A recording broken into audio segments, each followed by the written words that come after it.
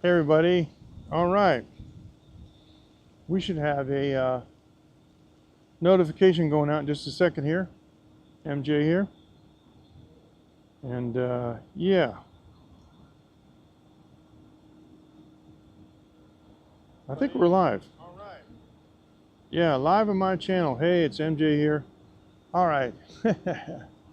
Now, I was going to go live on the, on the phone, Prism Live Studio, but I was out all night tonight and I found I had 25% battery left. And I couldn't do it because, well, didn't have a way to do it. I would need a USB-C to USB-C cable, and I didn't have one with me because my battery charger, my battery bank sticks on the back of the phone. It has a USB-C output, but usually I have a C to Lightning, but I usually don't carry a C to C. And I was going to use the phone and the DJI Mic 2. And the DJI Mic 2 has a USB-C import for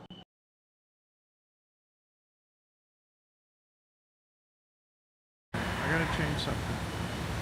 This got me last time. Okay. Hopefully this should be okay.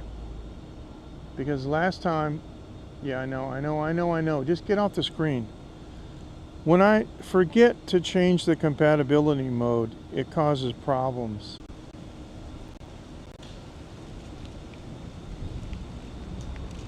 Okay, I think we're back. Yeah, I actually think we're back. Let's see. When I forget to change...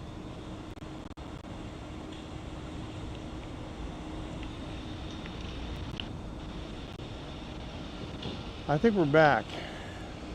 And, okay, I think we're back. Yeah, we are. We're back. We're back. Okay, great. Great. Yes, we're back. Okay, great. Yeah, I know what happened. This is crazy. I'm not going to get into it. It's too technical. But I should do a video about it in depth, but I just don't have so much time. But thanks, Matthew. Thanks for hanging out. By the way, in case you haven't noticed, this is my High Plains Drifter hat. Yeah, like I'm really as cool as Clint Eastwood. This is a High Plains Drifter hat, but I wore it tonight because it, hey Dave, good evening, fist bump. I wore it tonight because it was sprinkling a little bit. It's got a really wide brim. Hey Dave, tonight is the first time that the live stream actually quit and I was able to resume. Excuse me. Oh, it's terrible. That's pretty significant. Yeah. Feeling lucky. Hey, that's good.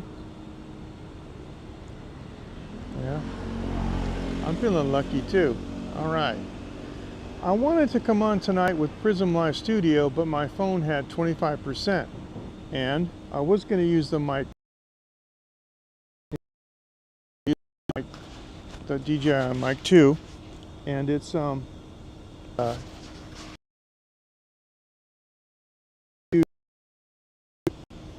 receiver and the whole pack and everything, with the iPhone, like I was doing, with Prism, right? Yeah, I need to do a video and just lay out everything I've ever learned about it. I know I sound like I'm drunk, but I'm not. I'm just really super tired. I haven't been sleeping well. But I did get some relief today from my cardiac problems, and I went back to my old medicine. I think. But what I want to talk about today was lost opportunity. We keep going off. We keep going on and off. So, what was I saying? About making a. What was I just saying about making a video about what I learned? Yeah, I know, it's weird. It's weird. It stopped again, but I think it's back on. Really strange. I have I know why. I think I know why. That's why. Okay.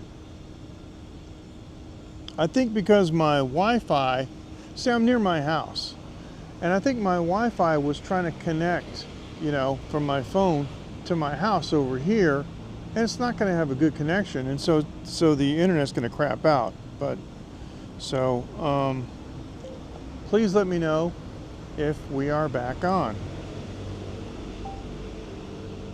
Yeah, and let me see what I got here. House over here, and it's not going to have a good connection, and so yeah, we're back on. Okay, cool. Wow, that's actually cool that it can kind of stop, you know, and I can recover from it. But anyway, I was talking about my sane logic. Yeah. All right. Thanks, Dave. Talking about my sane logic. You know, I joined. It's called Wonderground, like WUnderground.com, and it's like this huge weather network. And I connected my station to it, and it's pretty cool because here in this area, I had some researchers come to my house and actually look at the elevation, and the ground level here is about 90 meters above sea level. And I know for a fact my house, the roof of my house, is 13 meters because I measured it with my drone. I flew it up, you know, and got with the crosshairs very precise, you know, exactly 13 meters. And the weather station is a meter above the flat roof of the house. So it's, you know, the elevation is 90 plus 14, so it's pretty high up. So it's collecting weather data and transmitting it to the network.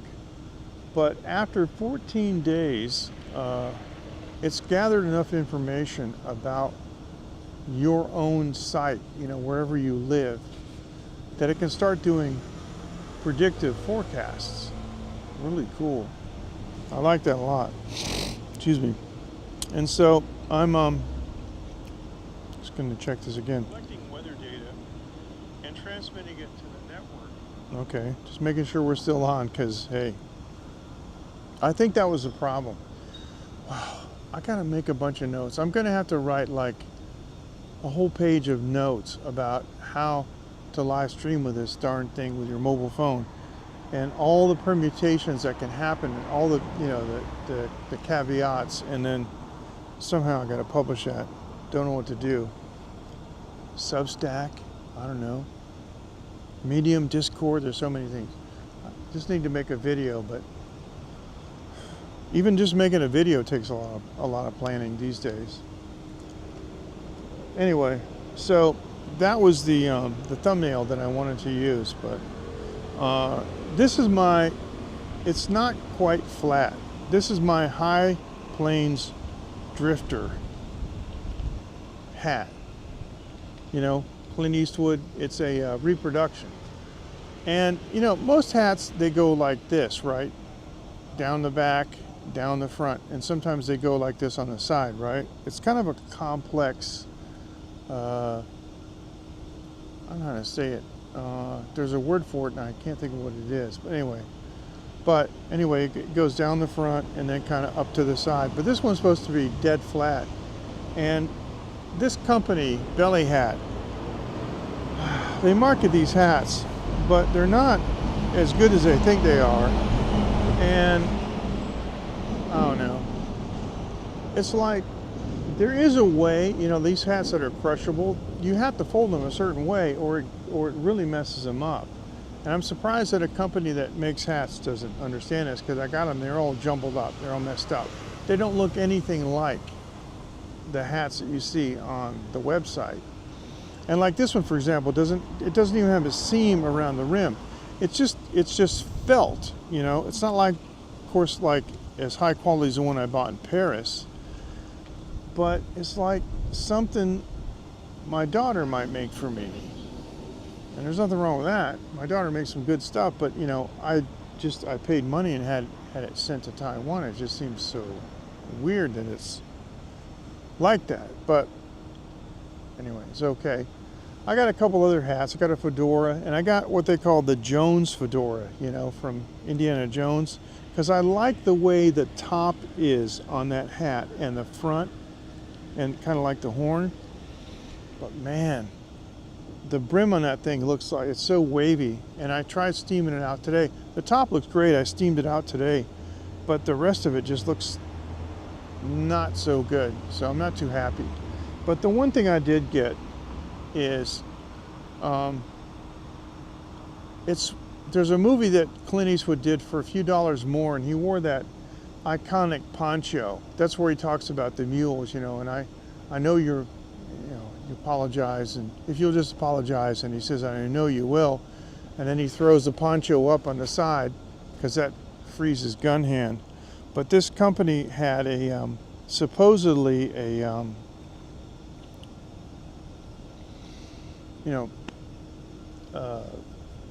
shall we say, authentic, movie authentic. And a couple other hats. Got a fedora. A movie authentic replica of that poncho, and I got it. And I got what they call the. And I will say that that is a pretty good product, and I like the poncho. I put it on today, and it's very comfortable, and it's nice and long. And I can see wearing that in Taiwan with the weather that we have, because it can be intermittently cold and hot. And we're 25 degrees off the equator, and we're actually below like Key West, Florida. I can really see us having that, you know, the kind of weather that where one of those ponchos would come in handy. So I have to walk around. So I showed it to my wife, and the first thing she said to me was, are you going to wear that walking around? So I think she already doesn't like it. But Phoenix likes it. She thinks it's pretty cool. So I'm going to wear it around and see what happens. If I wear it around like this, right, with this hat, I don't think it'll make any difference, because I don't look like Clint Eastwood. I'm not that cool. But over the course of the next coming days and weeks, I'll be wearing the other hats, and you'll see me on a live stream. So we're up to 37% on charging on the phone. I've got plenty of battery on this guy. This guy can go a couple hours. So let me do this. It keeps, whenever it stops, the actual track goes. I was thinking today about lost opportunity. You know, I try to help people, and I do various things to try to help them. Whoops. Sorry. Pressed the wrong button. Okay. But you know,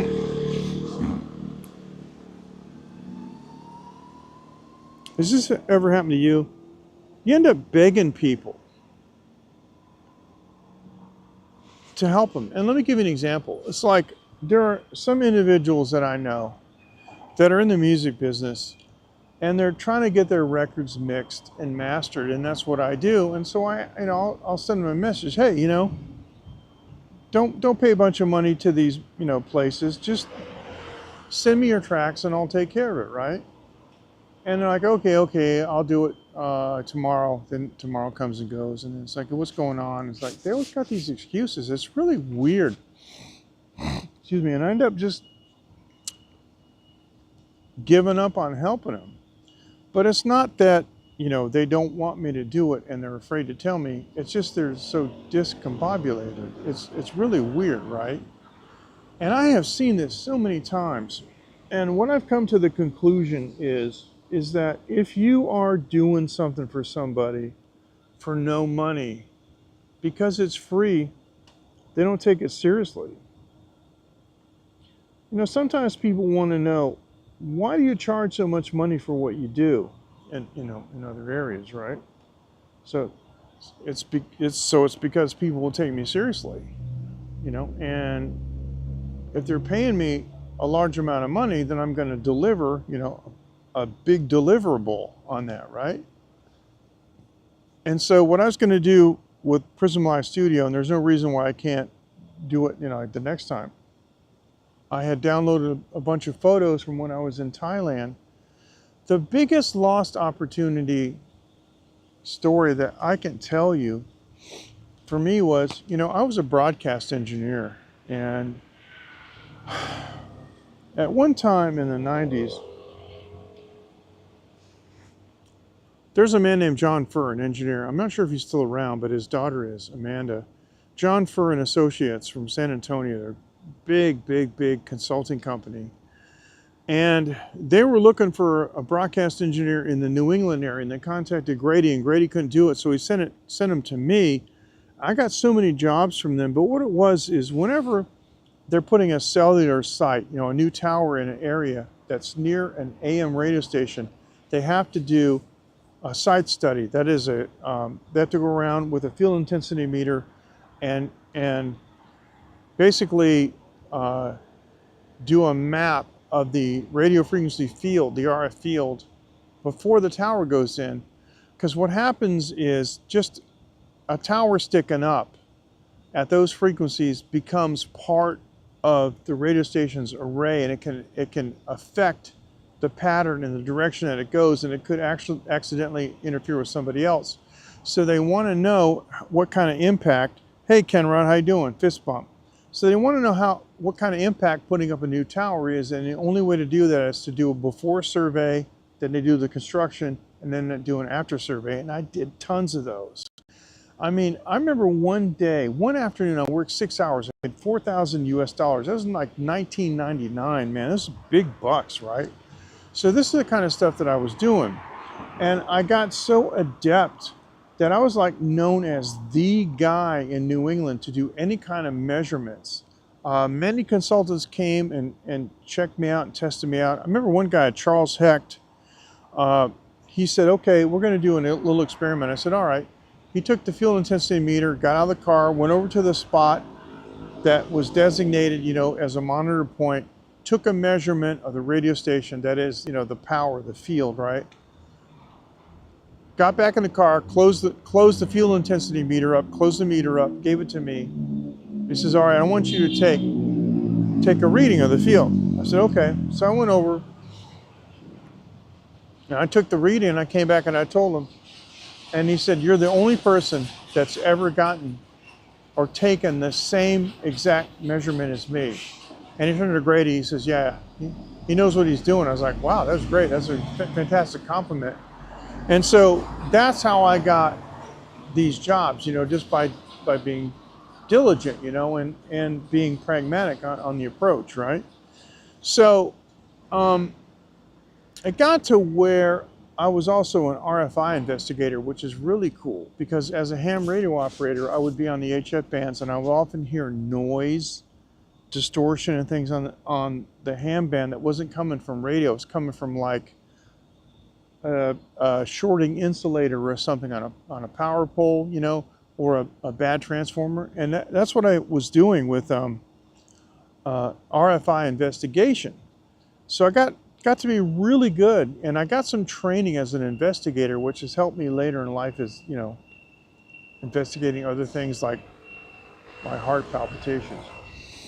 So when I was in Thailand in 2006, I was at a party, and it was at a,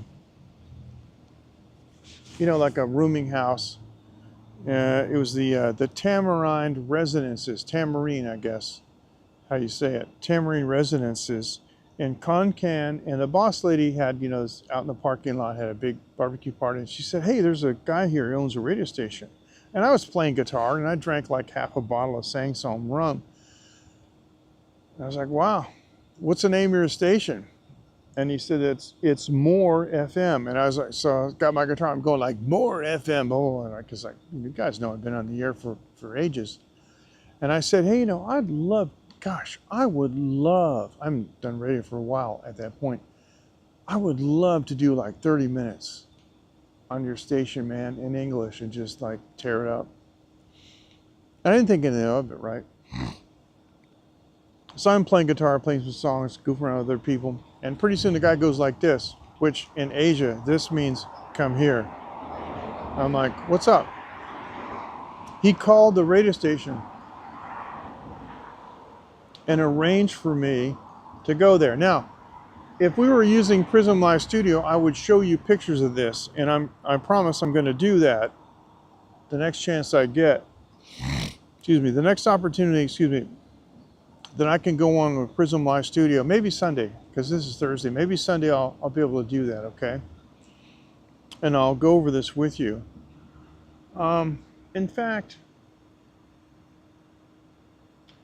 maybe I should save the major part of the story for that time about the lost opportunity. But let me just say that there was a guy in the studio. His name was Sebastian. He's a Thai guy, and he went to college in Colorado. His English was like mine, but he was fluent in Thai because he's a Thai guy, and he was really instrumental in helping me to like translate what I was saying, because people were calling in and speaking Thai, and it was great. There had, up to that point, there had never been like an English-speaking radio jock on the air that had invited people to come on with a simultaneous translator. It was really amazing. But now that I think about it,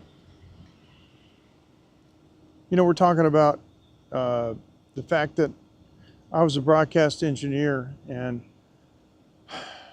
I will tell you this.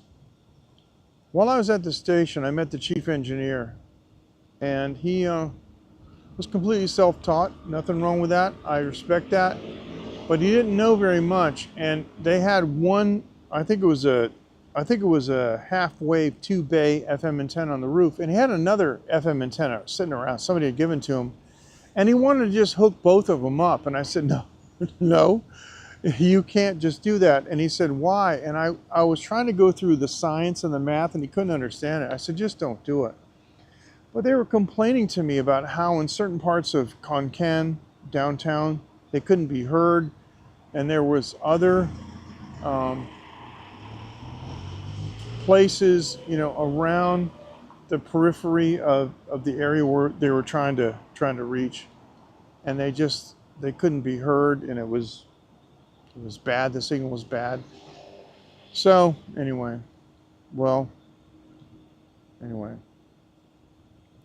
gosh, I'm 90% through the story. I'll tell you what I'll do.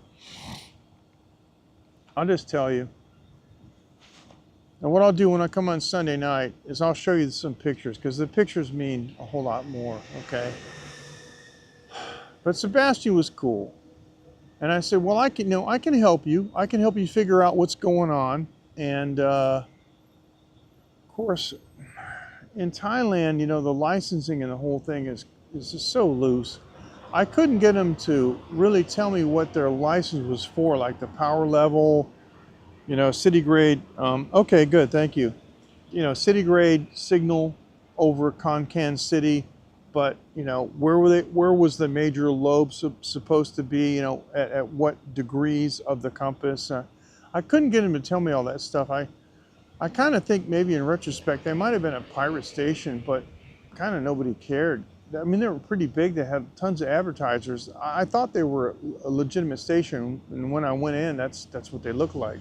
I've seen pirate stations, and I've also seen, I mean, the FCC in America, the Federal Communications Commission in the United States, allows people to broadcast very low power FMs, and you can have a low power FM in your neighborhood. And you know, like that, it might only go like maybe 5 kilometers around your neighborhood.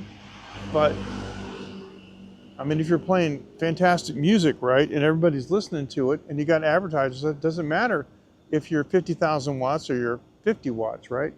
Excuse me. So these guys were having problems being heard in some other. Sorry about that. That's the Pocket 3 blocking me. They were having trouble being heard, right? And so I said, all right, I can help you. So I asked Sebastian, I said, here's what I want you to do. I want you to get me a driver, okay? So like hire a van or a car or something, something big enough for me to get in and out, and I don't have to duck down every time. You know, I just want to be able to jump in and out. And I want you to get me a map of Konkan. Give me the best map you can get. Go around and find, if you can find a topographical map, that's, you know, map that shows the elevation, all the better. And if you have several maps, that's even better. So I gave him a couple of days, excuse me. And on the day that I was supposed to meet him, I went to the station and I went to the roof and I looked at the antenna. I might have a picture of that somewhere, but I don't think so. I went on top of the roof with my wife, looking over the city.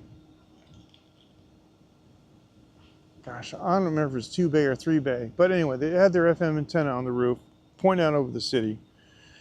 And I was just looking, you know, looking at everything, and Sebastian come upstairs, and I said, "Okay, are we ready to go?" And he says to me, "I couldn't find any maps." I'm like, "What?" See, I couldn't find any maps. What, the gas station didn't have maps back at, that shows how old I am. Remember when gas stations had maps? Not anymore because of this. But that was before this. It was 2006. And I said, "Dude, I'm leaving tomorrow." He says, "Yeah, I know." I said, "Yeah, but listen, I'm not coming back." I mean, this was the day. And what I was going to do is, I was going to take that map and I was going to take a compass bearing on your antenna and draw a line on that map and line it and see where the major lobe was. And I was going to go around with you to every place that you had a complaint. And I was going to take my multi-band shortwave Sangean radio, and that's the one that I had in Konkan that I remember when COVID came out and I did the recordings of those shortwave broadcasts, that radio and the FM antenna, because I know how to use it like a direction finder, and I was going to find out where the interference was or where the RF drop was, and I was going to try to help you solve that problem. And he goes, "Yeah, I know." And I said, "Yeah, but what you don't know is that's $4,000 a day for me to do that. I was going to give you $4,000 US. You understand how much money that is?" And his jaw dropped. I said, "Yeah, and you just blew it. You screwing around saying, gee, look, man, this is Thailand. You're Thai. This is a big city. You're telling me you can't get a damn map for me to do something for you for free worth $4,000 a day? Good afternoon. Bye." I couldn't believe it, man. I mean, yeah. The reason is because I was going to do it for free. That's what it is, isn't it? You do something for free and people don't appreciate it. So now you know sometimes why people might tack a little something on to the bill just to make you appreciate it more, you know, the experience that they have. I have no doubt whatsoever I could have eliminated a lot of the problems that they had with their listenability because I've done it. That's what I did. But man, oh man. Exactly. They don't appreciate the value. Yeah. And, you know, in part, he'd never seen me do it, and he didn't, you know, he wasn't from the States, and he wasn't in New England where I had my reputation and so forth. But what I'm saying is, if I was full of BS, he could have called me out on it just by getting a map. That's what I'm saying. It would be like so simple for him to just find a map. And the fact that he didn't do it is kind of a really like a I don't give a crap attitude that just And so anyway, that was it. And every time I ever went back to Konkan, I never went back to that radio station. But the weird thing is, right? Excuse me. I was going to show you those pictures because I was at that party. Here's what happened. I was at that party, and the station was More, M-O-R-E. They call it More FM. It was 90.5 FM. And when I got there, they had a bunch of bumpers and all kinds of intros, and they even had a couple apps. They had paperwork for me. They took me in the sound booth, and they wanted me to do stuff like 90.5 FM, More Weekend, this kind of stuff. More, more, whatever it was, whatever their tagline was that they have. More specials, more music, whatever. And it was great. And I did a bunch of stuff, and they really loved it. No, I don't know why they didn't.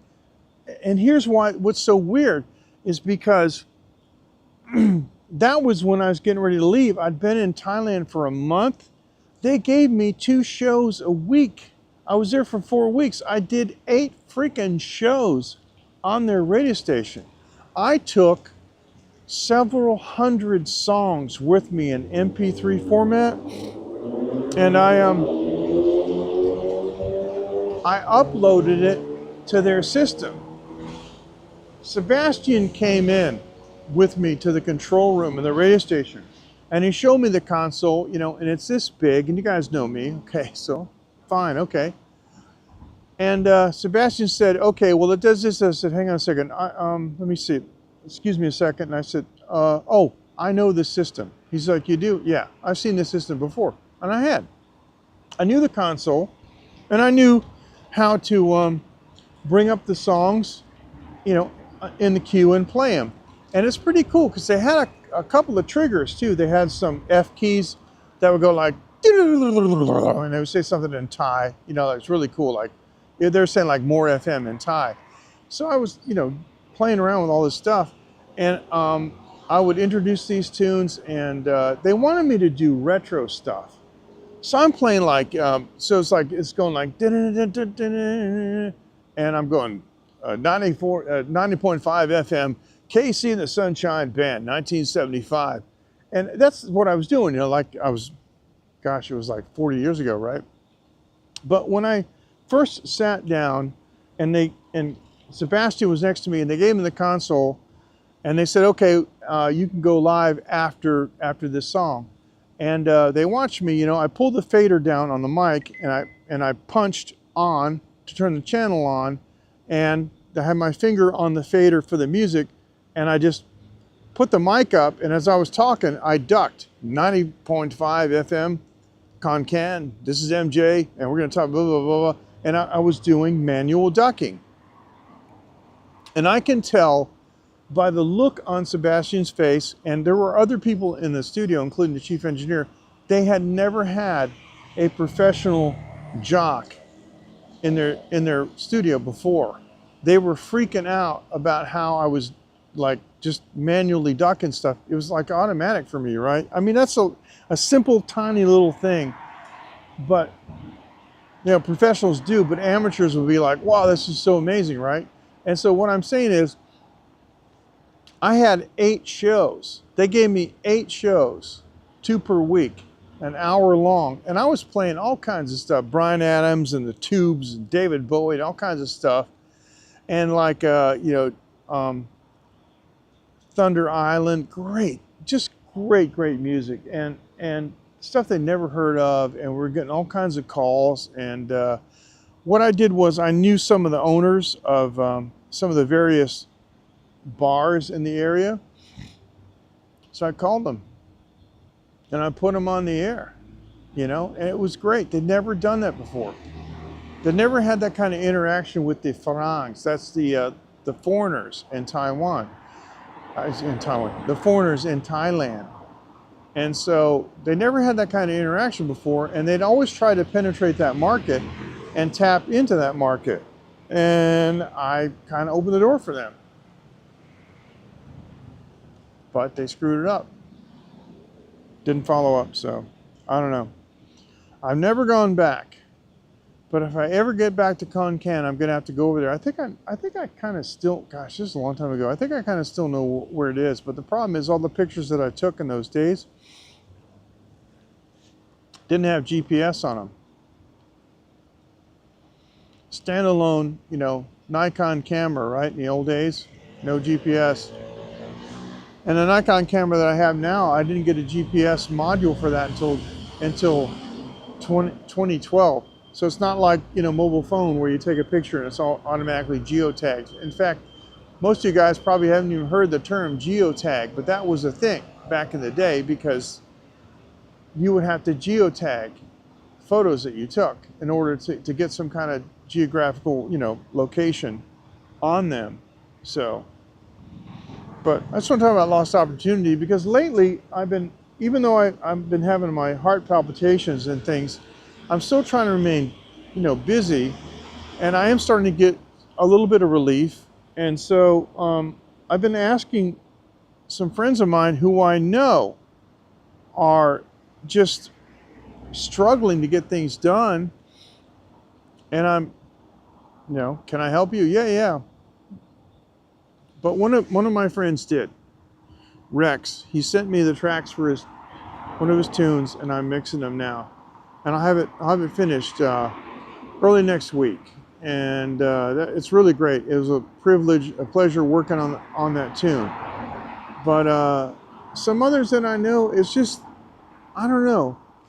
Most people are their worst enemy. They're their worst obstacle.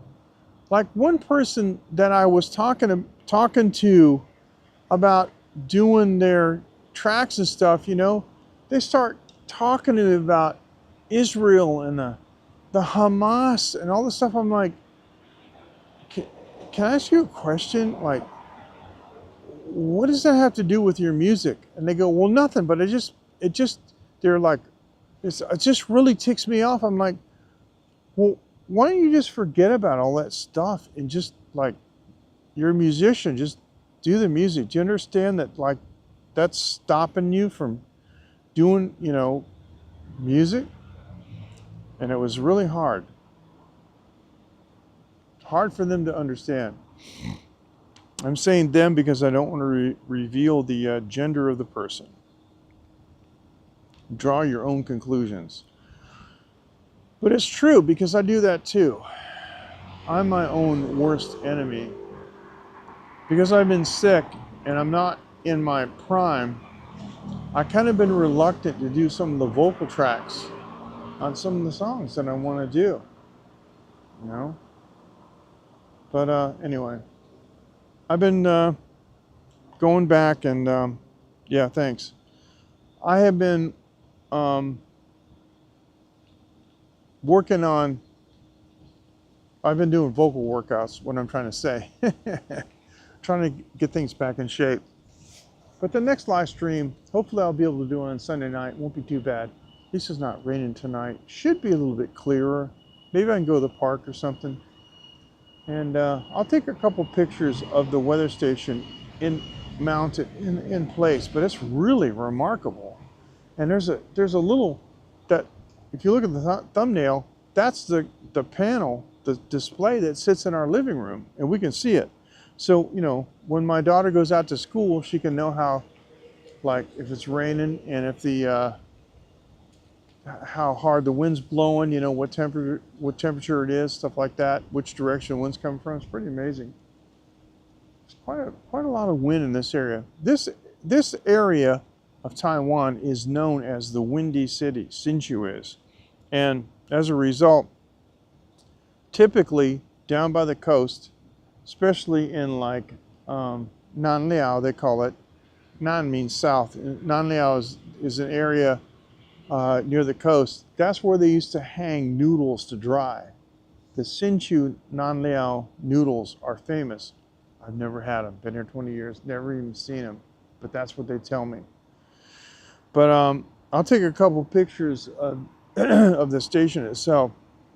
But I'm so impressed because it uploads to Wonderground, and wow, just amazing. Anyway, the next live stream that I can do with Prism Live Studio, I guess I got to make sure my phone is charged first, guys. Sorry about that. I'm going to show you these pictures, and you know, I'll show you me sitting at the. This when I had my long hair and my beard, had a ponytail, playing guitar. This is 2006, man, a long time ago. And I was playing guitar, and the guy was at the party, just sitting in a group at a table, and that's when Tammy, the boss lady at the Tamarind Residences, told me that he owned a radio station, and it's a weather net, so it's not wonder like I wonder why, it's under, so it's W underground, like that, underground.com. If you saw the link, and I think you did, I posted in the late night line group, it links to that. That link points to that place. It's the like the underground weather net. I think, I don't know, it's not really underground. I think they call it that because it's not like part of the mainstream media, you know what I mean? But really, really nice weather system. There's another one, but not, yes, like that, right, .com. Not everybody, well, there's a competing one, but the problem is the competing one doesn't data share. So if you have your own weather station, you just buy a weather station, put it on your balcony or something on your roof or whatever, and you just log on to, you know, you open an account with Wonderground. You know, it doesn't cost you anything. It costs you something if you want to use the app for weather prediction on your phone or something, but for you to just like add a weather station, it doesn't cost anything at all.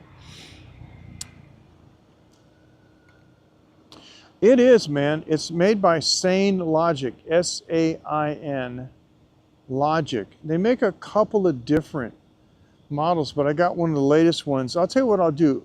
Ken, you're in my, you know, I don't want to say my, it's our, the line group, right? But I think I'll put it in the description too. I'll put the model number, because I've got mine on Amazon, but you don't have to get it on Amazon. Just, I'm overseas. But I'll put the model number, you know, and everything in there. But it was like, it's 159 bucks US. It's like, that's nothing, man. But it is cool. It's cool to be able to have that on the Weather Network, because what it does is it contributes to the local community, because what happens is after 14 days of being on constantly, the weather station starts to understand your local conditions, and then it starts making predictions, right? But it takes that information and couples it with everything else on the network, and suddenly you get very accurate weather forecasts that you couldn't get from your local TV station, because they're using, you know, the weather station at the Capitol. They're using weather station at the airport, but you know, you're 40 miles from the airport, right? Or you're 100 kilometers from the state capitol, right? So that's the whole thing. That's what makes it cool. And from where I live, there are 3 other weather stations that are down south in Cinchu City that are about, I'm going to say 20 to 25 kilometers away, but they're on the same network. And so if I just go to the Wonderground app you can get for iPhone, iPhone or Android, and you just tap on the arrow, which means that, you know, you want local information on your location, right? It takes the conglomeration of all those stations, and then it makes a prediction for you and tells you. Like, it tells me that right now, it's only been on since today, but if I go to the app and I look at what my weather station is telling me, it says tomorrow is going to be significantly cooler. And let me tell you right now, that temperature is dropping like a stone. It's dropping like crazy. Let me show you this. This is great because the it runs in the background. I'm looking at, let me see. I'm looking at my own weather station in Shengli. 15 degrees C. That's cold, man. But it's giving me predictions already. Like here. Today, Saturday, Sunday, blah, blah, blah. So yeah. Part of the reason that I did this is because, you know, my daughter has an interest now in astronomy and astrophotography. And she asked me, Papa, can we go stargazing? And this is going to help us to make decisions with it. So yeah, there you go. But I gotta tell you, speaking of which, I think it's gonna be really cold. And I mean tomorrow. I mean for us, because the humidity is high.